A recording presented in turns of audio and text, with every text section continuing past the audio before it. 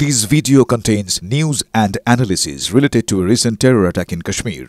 The content may include sensitive visuals and discussions that could be distressing to some viewers. Viewer discretion is advised. We strongly condemn all forms of violence and terrorism.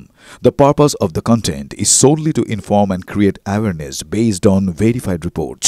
শুরুতেই যে খবর, operation সিঁদুরের পর জঙ্গি দমনে operation কেল্লার সোপিয়ানে বাহিনীর গুলি এবং তাতে খতম ৩ লস্কর জঙ্গি। নিহত জঙ্গিদের কাছ থেকে AK-47 ও প্রচুর কার্তুজ উদ্ধার। জঙ্গলে এখনো তল্লাশি চালাচ্ছে যৌথ বাহিনী।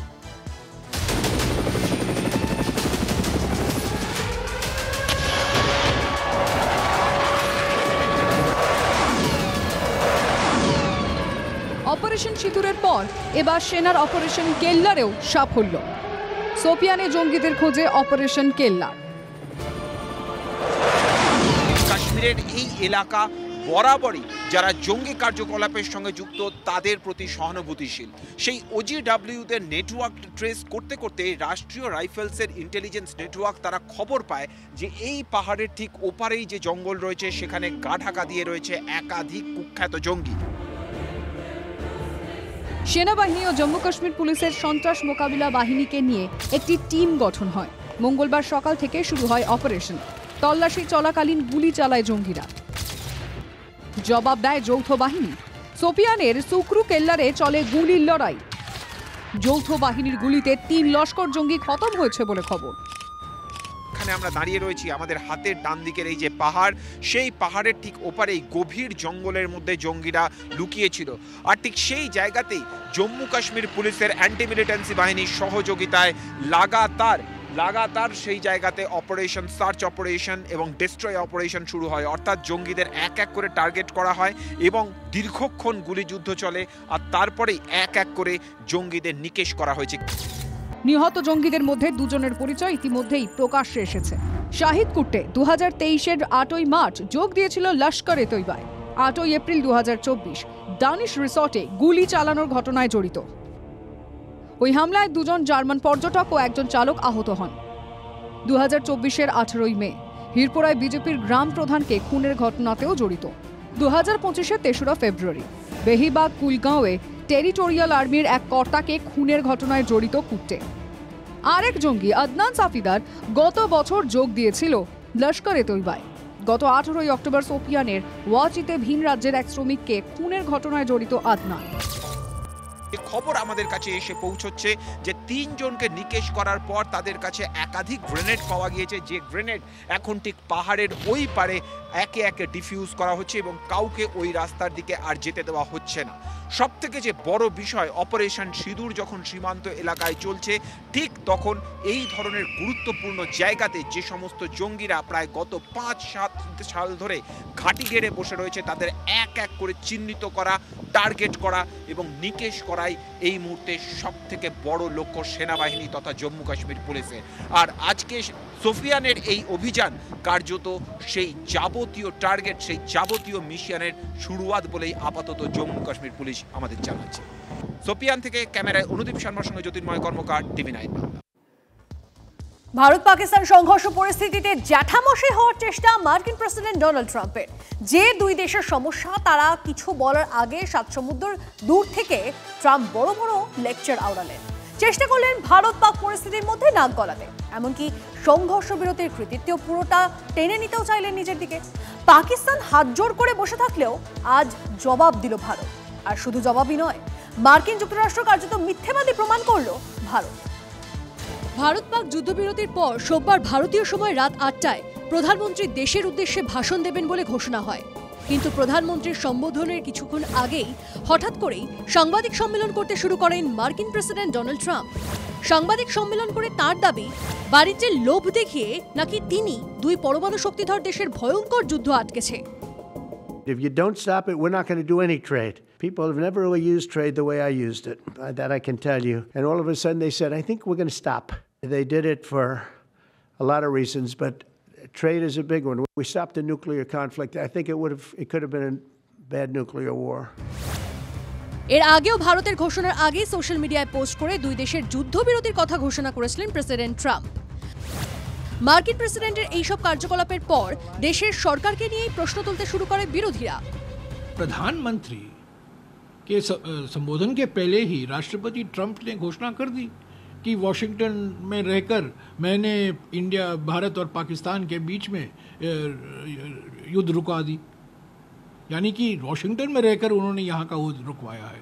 उस पर तो प्रधानमंत्री ने कुछ कहा नहीं। মঙ্গলবার দেশের বিদেশ মন্ত্রকের সাংবাদিক সম্মেলনে কড়া বার্তা মার্কিন যুক্তরাষ্ট্রকে। সময় উল্লেখ করে বিদেশ মন্ত্রকের মুখপাত্র রণধীর জয়সওয়াল পরিষ্কার করেন অন্য কোনো দেশের বার্তা নয়, পাকিস্তানের কাকুতি মিনতির পরই যুদ্ধবিরতিতে রাজি হয় Bharat. Time and wording of the understanding was worked out between the DGMOs of the two countries at their phone call on 10th May 2025, commencing at 15:35 hours. The request for this call was received by MEA from the Pakistani High Commission at 12:37 hours.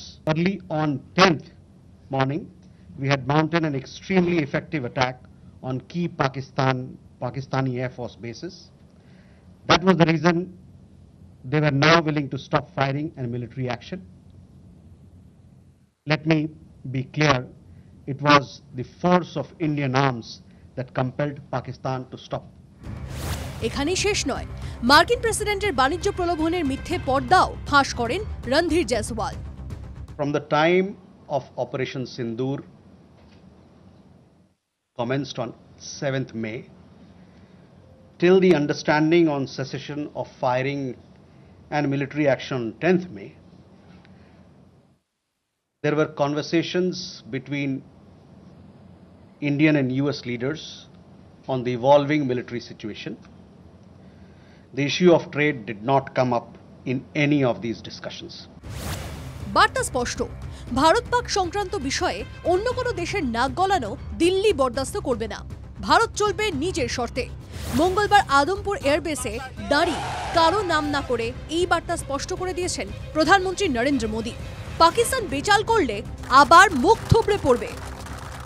Bharat पर आतंकी हमला हुआ, हम अपने तरीके से अपनी शर्तों पर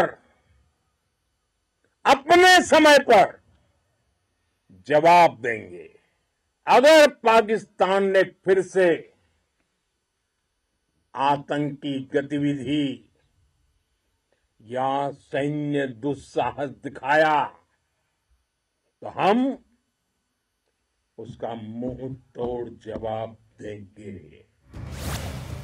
ভারতের পরাক্রমকে বাণিজ্যের মোড়ক লাগিয়ে বিজ্ঞাপন করতে চেয়েছিল আমেরিকা, সেই চেষ্টায় ফুল স্টপ বসিয়ে দিল Bharat. Bureau report, TV9 Bangla. জঙ্গিরা আর লুকিয়ে বাঁচতে পারবে না, পাকিস্তানের যেখানেই থাকুক ওদের ঘরে ঢুকে মারবো। পাকিস্তান সেনার বুক কাঁপিয়ে দিয়েছে ভারতীয় সেনা, হুঙ্কার প্রধানমন্ত্রীর। भारत में निर्दोष लोगों का खून बहाने का एक ही अंजाम होगा, विनाश और महाविनाश। जिस पाकिस्तानी सेना के भरोसे ये आतंकी बैठे थे, भारत की सेना, भारत की एयरफोर्स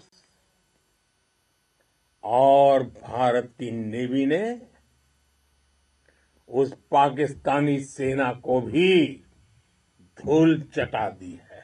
आपने पाकिस्तानी फौज को भी बता दिया है,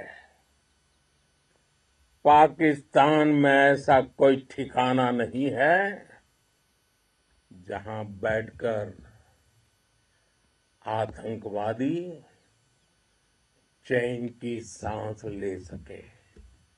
हम घर में घुसकर मारेंगे और बचने का एक मौका तक नहीं देंगे।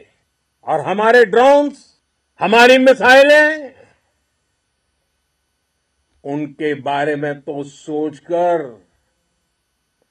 पाकिस्तान को कई दिन तक नींद नहीं आएगी। অপারেশন সিঁদুরে পরাক্রম দেখিয়েছে ভারতীয় সেনা। এই সাফল্যে আপ্লুত হাওড়ার সাংসদ প্রসূন বন্দ্যোপাধ্যায়। ভারত সরকারের প্রশংসায় তৃণমূল সাংসদ।